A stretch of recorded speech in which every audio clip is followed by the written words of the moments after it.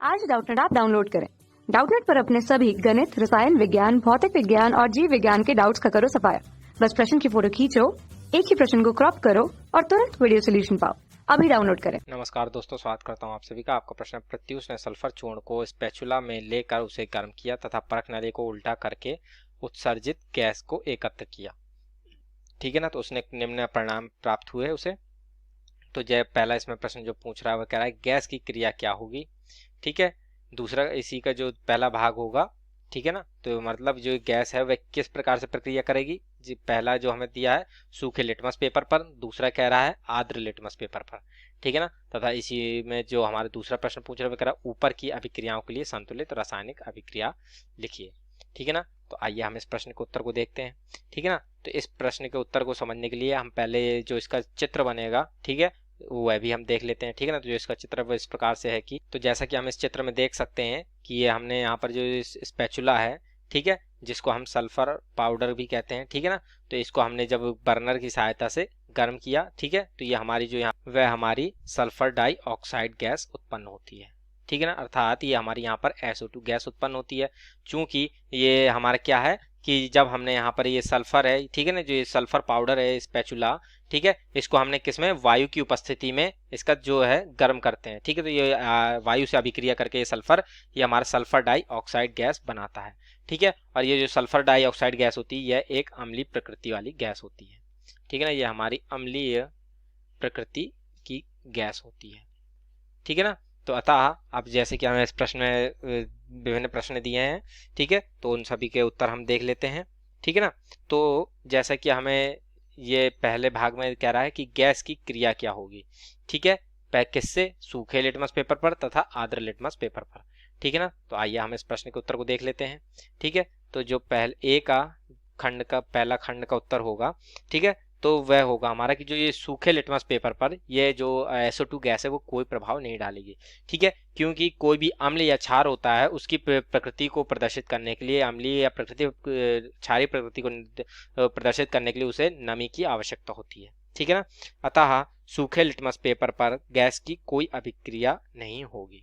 ठीक है ना, इसको लिख लेते हैं, सूखे लिटमस, ठीक है ना, सूखे लिटमस पेपर पर कोई अभिक्रिया नहीं होगी, कोई अभिक्रिया, ठीक है ना, कोई अभिक्रिया नहीं होगी।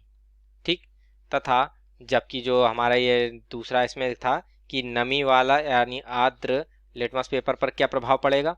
ठीक है ना, तो जो आर्द्र लिटमस पेपर होगा, ठीक है, मैं इसकी जैसे कि मैंने बताया था कि ये जो आर्द्र होगा उसका मतलब होगा उसमें जल उपस्थित है। ठीक है ना, तो आर्द्र लिटमस पेपर में मौजूद जल के साथ गैस अभिक्रिया करके सल्फ्यूरस अम्ल देता है जो कि नीले लिटमस पेपर को लाल कर देता है। ठीक है ना, तो आइए हम इसको लिख लेते हैं कि आर्द्र लिटमस, ठीक है ना, आर्द्र लिटमस पेपर पर, ठीक है, मौजूद जल के साथ गैस अभिक्रिया करके, ठीक है ना, मौजूद जल के साथ गैस जो कि हमारी थी क्या थी, सल्फर डाइऑक्साइड, ठीक है ना, ठीक है, साथ गैस अभिक्रिया करके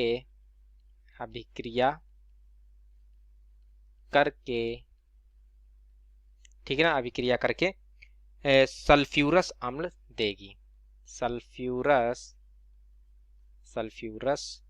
अम्ल, ठीक है, जिसका हमारा सूत्र होता है H2SO3, ठीक है ना, यह देगी। ठीक है, तो इसकी जो रासायनिक समीकरण है वह भी हम देख लेते हैं। ठीक है ना, तो जो हमारा SO2 गैस है, ठीक है, यह हमारा H2O नम लिटमस पेपर पर जो है उस पर अभिक्रिया करेगी। ठीक है, अर्थात इस नमी के साथ अभिक्रिया करेगी और हमारा H2SO3, ठीक है, का अर्थात ये सल्फ्यूरस अम्ल का विलयन देगी, सल्फ्यूरस अम्ल का जली विलयन अम्ल का विलयन आएगा। ठीक है, ये हमारी है सल्फर डाई ऑक्साइड। ठीक है ना, और जैसा कि हमने जानते हैं कि ये जो हमारा सल्फर डाइऑक्साइड होता है ये अम्लीय प्रकृति का होता है। ठीक है ना, तो ये हमारे जल के साथ अभिक्रिया करके ये सल्फ्यूरस अम्ल देता है। ठीक, जो कि, ठीक है, जो कि नीले लिटमस पेपर को लाल कर देता है। नीले लिटमस पेपर को लाल कर देता है। ठीक है ना। तो इस प्रकार से हमारा जो पहले का प्रश्न का खंड दूसरा था उसका उत्तर पूर्ण होता है। ठीक है। अब जैसा कि हमें दूसरे खंड में कह रहा है कि ऊपर की अभिक्रियाओं के लिए संतुलित रासायनिक अभिक्रिया लिखिए। ठीक है ना। तो जैसा कि हमने इसमें लिटमस पेपर के लिए तो अभिक्रियाएं लिख ली थी। ठीक है। अब ये जो एक अभिक्रिया हमारी रह गई है कि इसमें जो गर्म गैस उत्पन्न होती है वह किस तरीके से उत्पन्न होती है, इसको उत्तर को लिख लेते हैं। ठीक है ना। तो जो हमारे यहाँ पर जो गैस उत्पन्न हुई थी वह थी हमारी सल्फर डाइऑक्साइड। ठीक है। तो वह किस प्रकार से थी कि यह जो सल्फर है, सल्फर ऑक्सीजन के साथ अभिक्रिया करके, ठीक है ना, ऑक्सीजन के साथ अभिक्रिया करके सल्फर डाइऑक्साइड अर्थात SO2 गैस बनाती है। ठीक है ना। तो आइए इसकी भी संतुलित समीकरण को हम देख लेते हैं। ठीक है ना। तो ये हमारी सल्फर जो है ये ऑक्सीजन के साथ संयोग करती है और ये हमारी सल्फर डाइऑक्साइड गैस बनाती है।